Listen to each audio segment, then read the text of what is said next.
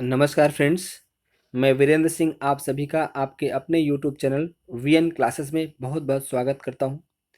मित्रों, आज से चाइल्ड साइकोलॉजी, चाइल्ड पेडागॉजी का टेस्ट सीरीज शुरू हो रहा है। क्योंकि आप जानते हैं कि इसमें टेट जो कि लाइफ टाइम हो रहा है इस बार से, तो टेट का एग्ज़ाम सर पर आपके है और साथ ही साथ सुपर टेट भी इसके बाद होगा और उसके बाद 55,000 जो वैकेंसी है सुपर टेट के माध्यम से भरी जाएगी। तो इन सबको ध्यान में रहते रखते हुए आप सभी की तैयारी अच्छी हो सके, इसलिए हम समय समय पर ये जो है ऑब्जेक्टिव क्वेश्चन डालेंगे। साथ ही साथ आज शाम से डिस्क्रिप्टिव क्वेश्चंस के लिए भी लाइव क्लास चलेगी, तो डिटेल स्टडी उसके माध्यम से कराया जाएगा। तो फ्रेंड्स, इसके पहले कि मैं इस वीडियो को शुरू करूं, इस टेस्ट सीरीज को शुरू करूं, आपसे निवेदन है कि आप अगर वीडियो पर नए हैं, चैनल पर एकदम से नए हैं, तो प्लीज़ चैनल को ज़रूर सब्सक्राइब कर लीजिएगा। साथ ही साथ बेल को भी प्रेस कर लीजिएगा ताकि हमारी लेटेस्ट अपडेट्स आप तक पहुंचती रहें। और साथ ही साथ चैनल को मतलब इस वीडियो को आप शेयर भी करिएगा, और अगर वीडियो अच्छी लगे तो उसे ज़रूर आप लाइक करिएगा। ठीक है, तो आइए शुरू करते हैं। आज आपका पहला क्वेश्चन है, परिवार किस प्रकार की शिक्षा का अधिग्रहण नहीं बल्कि ये अभिकरण होगा। इसमें यहाँ पर थोड़ा सा मिसप्रिंट हो गया है ना, मिस टाइपिंग हो गया है। तो ये अधिकरण नहीं है बल्कि क्या है, अभिकरण है। इसको आप अभिकरण पढ़िएगा। तो अब आपको बताना है कि परिवार किस प्रकार की शिक्षा का अभिकरण है। आपका ऑप्शन ए है औपचारिक शिक्षा, अनौपचारिक शिक्षा, औपचारिक व अनौपचारिक दोनों, या निरौपचारिक शिक्षा। आपको बताना है कि क्या होगा इसका सही उत्तर। तो फ्रेंड्स, इसका सही उत्तर जो है वो हो जाएगा आपका क्या, अनौपचारिक, यानी ऑप्शन नंबर बी, अनौपचारिक शिक्षा। लेकिन इसके बारे में पहले आप थोड़ा सा जान जाइए कि अनौपचारिक शिक्षा होती क्या है। तो मित्रों, ऐसी शिक्षा जो हर प्रकार के नियम, कानून और बंधनों से मुक्त होती है, जिसका कोई निश्चित पाठ्यक्रम नहीं होता, निश्चित स्थान नहीं होता, जहाँ पर सिखाने वाला भी शिक्षक निश्चित नहीं होता है ना। तो जो हर प्रकार की शिक्षा से हर प्रकार के बंधनों से मुक्त होता है, जहाँ पर सीखने की स्वतंत्रता होती है, उस शिक्षा को हम क्या बोलते हैं, अनौपचारिक शिक्षा कहते हैं। और परिवार इसका सबसे बड़ा अभिकरण है। ठीक है, तो आप समझ लीजिएगा कि क्या होता है। अब आइए क्वेश्चन नंबर हम 2 की तरफ चलते हैं। क्वेश्चन नंबर 2 आपके सामने है, विद्यालय शिक्षा को शामिल किया जाता है किसमें, औपचारिक शिक्षा में, अनौपचारिक शिक्षा में, निरौपचारिक शिक्षा में, या उपर्युक्त में से कोई नहीं। आपको सही सही बताना है कि इसका सही उत्तर क्या हो जाएगा। तो मित्रों देखिए, जो यहाँ पर आपका ऑप्शन हो जाएगा वो ऑप्शन आपका ए हो जाएगा, औपचारिक शिक्षा में। क्यों? पहले औपचारिक शिक्षा को आप जानिए कि औपचारिक शिक्षा क्या होती है। औपचारिक शिक्षा वह शिक्षा होती है मित्रों जो हर प्रकार के बंधनों से युक्त होती है। बंधन का मतलब होता है जिसका एक निश्चित पाठ्यक्रम होता है, जिसका एक निश्चित समय सारणी होती है। ठीक है, जिसका एक निश्चित स्थान होता है, जहाँ पर सीखने और सिखाने वाले आमने सामने बैठ करके प्रत्यक्ष रूप से सीखते हैं। ठीक है, जिसमें शिक्षक और शिक्षार्थी के बीच में प्रत्यक्ष संबंध होता है, आमने सामने का संबंध होता है। तो ऐसी शिक्षा को हम क्या बोलते हैं, ऐसी शिक्षा को हम औपचारिक शिक्षा बोलते हैं। और स्कूली या विद्यालय शिक्षा जो होती है वो औपचारिक शिक्षा का सबसे बड़ा जो है अभिकरण है। ठीक है, तो ये याद रखिएगा। अब क्वेश्चन नंबर 3 है, निरौपचारिक शिक्षा का एक उदाहरण है। आपको बताना है कि निरौपचारिक शिक्षा का एक उदाहरण कौन सा है, विद्यालय, परिवार, प्रौढ़ शिक्षा या दूरस्थ शिक्षा। तो मित्रों, इसका जो सही उत्तर हो जाएगा वो आपका हो जाएगा प्रौढ़ शिक्षा। ठीक है, अब आपके मन में क्वेश्चन उठ रहा होगा कि आखिर निरौपचारिक शिक्षा होती क्या है। तो जिस शिक्षा में औपचारिक और अनौपचारिक दोनों शिक्षा का समावेश होता है, या जिस शिक्षा में औपचारिक और अनौपचारिक दोनों शिक्षा की विशेषताएं पाई जाती हैं, उसे हम क्या बोलते हैं, उसे बोलते हैं निरौपचारिक शिक्षा। ठीक है, और प्रौढ़ शिक्षा क्या होता है कि इसका सबसे बड़ा उदाहरण है। मतलब प्रौढ़ शिक्षा का स्थान निश्चित होता है, इसमें एक भवन होता है, बिल्डिंग होती है, इसमें सिखाने वाला शिक्षक भी आपके सामने नियुक्त होता है। लेकिन इसके जो नियम और कानून होते हैं ना, वो औपचारिक शिक्षा की तरह कठिन कठिन नहीं होते हैं। ठीक है, तो इसीलिए क्या होता है कि इसमें औपचारिक शिक्षा के भी गुण मौजूद होते हैं और अनौपचारिक शिक्षा के भी गुण मौजूद होते हैं। तो प्रौढ़ शिक्षा इसका सबसे बड़ा उदाहरण है। अब आइए क्वेश्चन नंबर 4 देख लेते हैं। क्वेश्चन नंबर 4 की बात करें तो देखिए, आपके सामने क्वेश्चन नंबर 4 है, क्या है, स्वस्थ शरीर में स्वस्थ मस्तिष्क का निर्माण ही क्या है, शिक्षा है। आपको बताना है कि इसका सही कथन क्या होगा। प्लेटो का है यह कथन, कि अरस्तु का है, कि जॉन डेवी का है, कि महात्मा गांधी का है। तो फ्रेंड्स याद रखिएगा, ये जो कथन है, स्टेटमेंट है, ये किसका है, अरस्तु का है। ठीक है, इसलिए इस लिहाज से आपका जो उत्तर हो जाएगा ऑप्शन नंबर बी हो जाएगा। अरस्तु ने क्यों कहा ऐसा, तो उन्होंने इसलिए कहा कि अरस्तु का कहना ये था कि चूंकि सीखने के लिए क्या जरूरी होता है, सीखने के लिए मतलब सीखने के लिए जरूरी है कि व्यक्ति का जो मस्तिष्क है वो स्वस्थ होना चाहिए। क्योंकि जो स्वस्थ मस्तिष्क होता है उसमें बच्चा जो भी चीज़ें सीखता है वो आसानी से सीख लेता है, वो सुग्राह होता है और बहुत मतलब लंबे समय तक वो चिरस्थायी हो जाता है। ठीक, और जो स्वस्थ मस्तिष्क होता है वो स्वस्थ शरीर में ही निर्माण करता है। मतलब जब व्यक्ति का शरीर स्वस्थ रहेगा तो व्यक्ति का मतलब होता है चिड़चिड़ापन नहीं आएगा, उसके अंदर हीन भावना नहीं आएगी, और जो भी काम करेगा वो सकारात्मक पहलू से करेगा, सकारात्मक सकारात्मक दृष्टिकोण से करेगा। तो डेफिनेटली जो है शरीर का स्वस्थ होना बहुत ज़रूरी है, क्योंकि शरीर के स्वस्थ होने पर स्वस्थ मस्तिष्क भी स्वस्थ होगी, और मस्तिष्क के स्वस्थ होने पर सीखने की जो क्रिया होती है वो क्या होती है, वो सुग्राह्य होती है और आसान हो जाती है, सरल हो जाती है। इसलिए अरस्तु ने ऐसा बोला है। ठीक है, अब आइए देखते हैं क्वेश्चन नंबर 5 क्या है कि एजुकेशन शब्द एडुकेटम से बना है, और जो एक है क्या है, लैटिन शब्द है, ग्रीक शब्द है, अंग्रेजी शब्द है या फारसी शब्द है। आपको बताना है कि क्या हो सकता है इसका सही उत्तर। तो फ्रेंड्स, इसका जो सही उत्तर हो जाएगा वो क्या हो जाएगा, Latin word, option number A.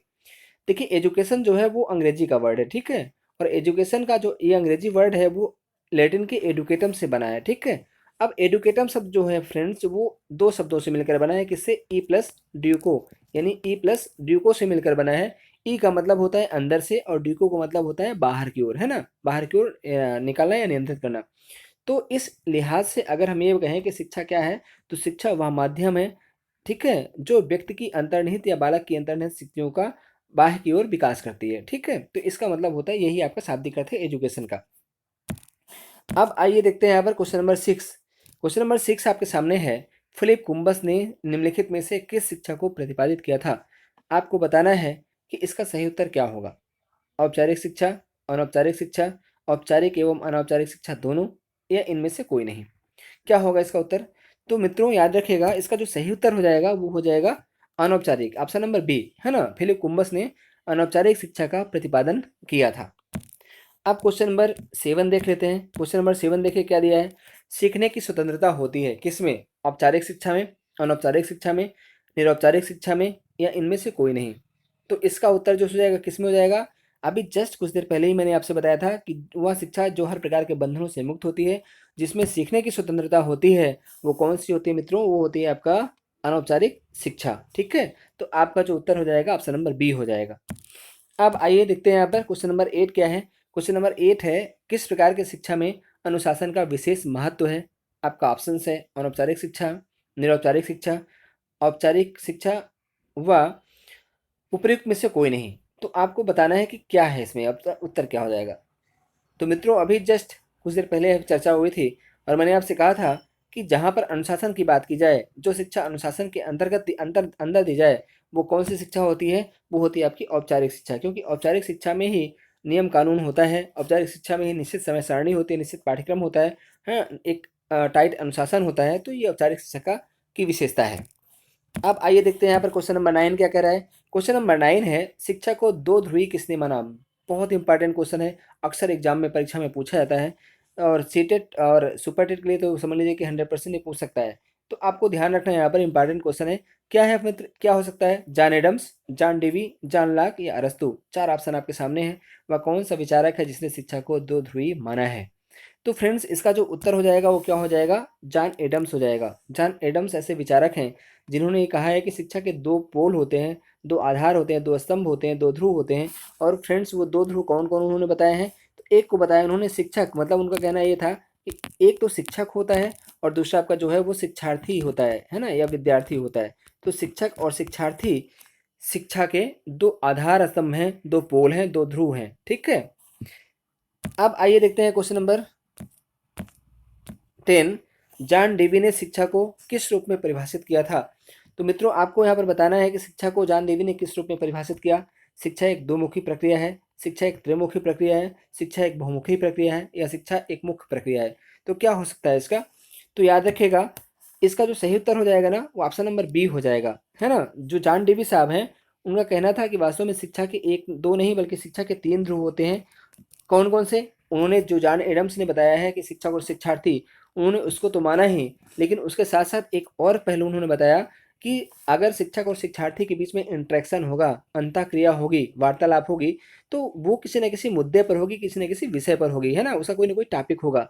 तो बिना टॉपिक के चर्चा हो ही नहीं सकती, बिना टॉपिक के इंटरेक्शन हो ही नहीं सकता, और जब टॉपिक नहीं होगा तो इंटरेक्शन संभव है नहीं। तो इसलिए उन्होंने कहा कि इसमें पाठ्यक्रम का भी होना बहुत जरूरी है। तो इसीलिए उन्होंने जॉन डेवी ने कहा कि शिक्षा के दो ध्रुव नहीं है बल्कि शिक्षा के तीन ध्रुव हैं, तीन पोल हैं, तीन स्तंभ हैं।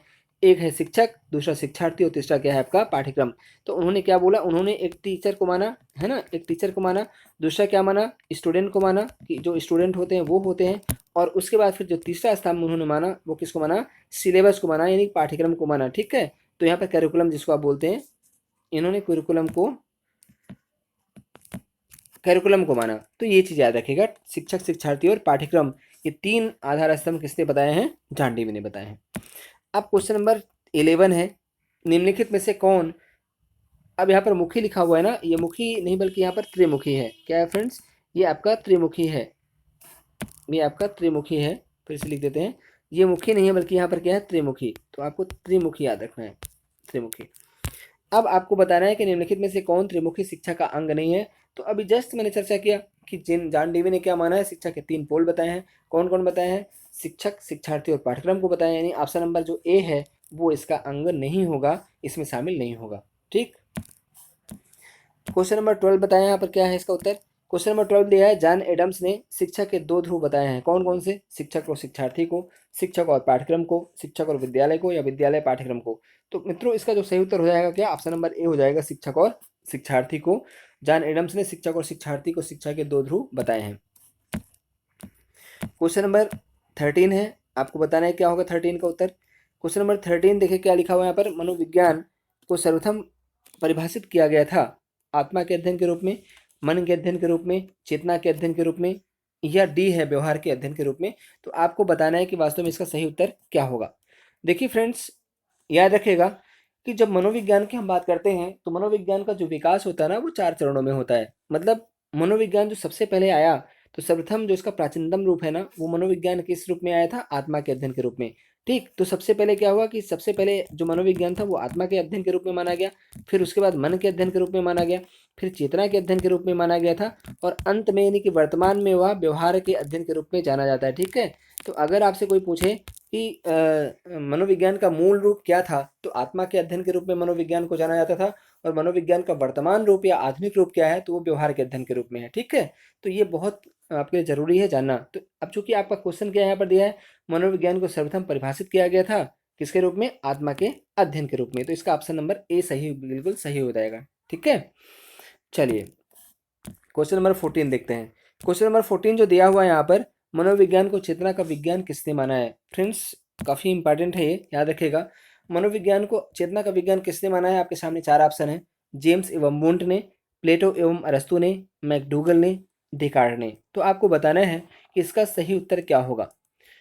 मित्रों यहाँ पर याद रखिएगा कि मनोविज्ञान को जो चेतना का विज्ञान माना है वो जेम्स और वुंट ने माना है। मतलब विलियम जेम्स और विलियम वुंट, ये 2 ऐसे विचारक हैं जिन्होंने मनोविज्ञान को चेतना के विज्ञान के रूप में स्वीकार किया है। ठीक, अब एक बात यहाँ पर याद रखिएगा कि विलियम जेम्स जो है ना, उनको मनोविज्ञान का जनक भी कहा जाता है। ठीक, मनोविज्ञान का जनक विलियम जेम्स को कहा जाता है। और अगर आपसे ये पूछे कि आधुनिक मनोविज्ञान का जनक किसे माना जाता है, तो वो है विलियम वुंट को। ठीक, मनोविज्ञान का जनक विलियम जेम्स है और आधुनिक मनोविज्ञान का जनक कौन है, विलियम वुंट को माना जाता है।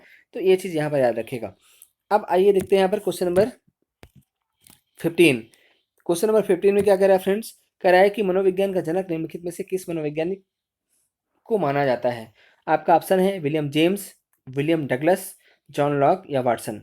तो जस्ट अभी ही चर्चा हुई है, क्या चर्चा हुई है कि विलियम जेम्स आपको मनोविज्ञान का जनक माना जाता है।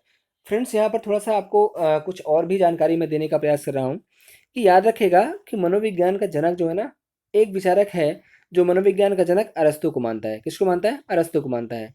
तो एक विचारक तो अरस्तु को भी मनोविज्ञान का जनक मानता है, लेकिन जो मैक्सिमम विचारक है उनका ये कहना है कि विलियम जेम्स ही वह व्यक्ति हैं जिन्होंने क्या किया है, जिन्होंने मनोविज्ञान को जो है, पहली बात तो ये है कि दर्शन शास्त्र से अलग विषय के रूप में प्रस्तुत किया। ठीक है, और दूसरी बात कहा गया है कि इसके कार्य के बारे में उन्होंने बताया, काफ़ी कुछ कार्य के अध्ययन के बारे में बात किया है। तो इसीलिए विलियम जेम्स को मनोविज्ञान का जनक मानना ज़्यादा उचित है। तो अगर मान लीजिए अगर आपके विकल्प में विलियम जेम्स भी हैं और विलियम जो सॉरी अरस्तु भी हैं, तो आपका उत्तर क्या हो जाएगा, अरस्तु नहीं होगा, आपका उत्तर हो जाएगा विलियम जेम्स। लेकिन अगर आपके ऑप्शन में विलियम जेम्स नहीं है, केवल अरस्तु हैं, तब ऐसी कंडीशन में आप अरस्तु को टिक करिएगा। ठीक है, मनोविज्ञान के पिता के रूप में। तो ये चीज़ यहाँ पर थोड़ा सा ध्यान रखिएगा। आइए आप देखते हैं यहाँ पर 16, वर्तमान में मनोविज्ञान को किस रूप में स्वीकार किया जाता है। आत्मा का विज्ञान, मन का विज्ञान, चेतना का विज्ञान या व्यवहार का विज्ञान। तो फ्रेंड्स याद रखिएगा कि वर्तमान में मनोविज्ञान को व्यवहार के विज्ञान के रूप में स्वीकार किया जाता है ना। मैंने अभी आपको दिखाया था। और व्यवहार का विज्ञान मानने वाले जो पहले विचारक हैं वो वाटसन साहब है ना। वाटसन ने ही क्या किया है, वाटसन ने मनोविज्ञान को व्यवहार के विज्ञान के रूप में स्वीकार किया है और इसलिए मनोविज्ञान को व्यवहारवाद का जनक भी कहा जाता है। ठीक है, वाटसन को, मतलब इसको किसने माना है, मुख्य रूप से वाटसन ने। हालांकि केवल वाटसन नहीं है, मैकडूगल और वुडवर्थ ने भी इस मत का समर्थन किया है, लेकिन वाटसन मेन है। ठीक है, इसीलिए वाटसन को क्या कहते हैं, वाटसन को व्यवहारवाद का जनक माना जाता है। काफ़ी इंपॉर्टेंट है, व्यवहारवाद का जनक कौन है, तो आप क्या कहेंगे, वाटसन है। अब आइए देखते हैं नेक्स्ट क्वेश्चन। क्वेश्चन नंबर 17 है, क्या है, मनोविज्ञान को व्यवहार का विज्ञान किसने माना है। अभी देखिए आपके सामने आ गया ना, तो उत्तर अभी जस्ट हुआ क्या है कि वाटसन। लेकिन याद रखिएगा यहाँ पर केवल वाटसन नहीं है। अगर वाटसन उत्तर होता अकेले तो वाटसन होता, लेकिन यहाँ पर वाटसन के साथ साथ मैकडूगल और वुडवर्थ भी हैं। और आप जानते हैं कि वाटसन ने मनोविज्ञान को व्यवहार के विज्ञान के रूप में स्वीकार किया था, लेकिन मैकडूगल और वुडवर्थ ने क्या किया है कि वाटसन के इस मत का समर्थन किया है।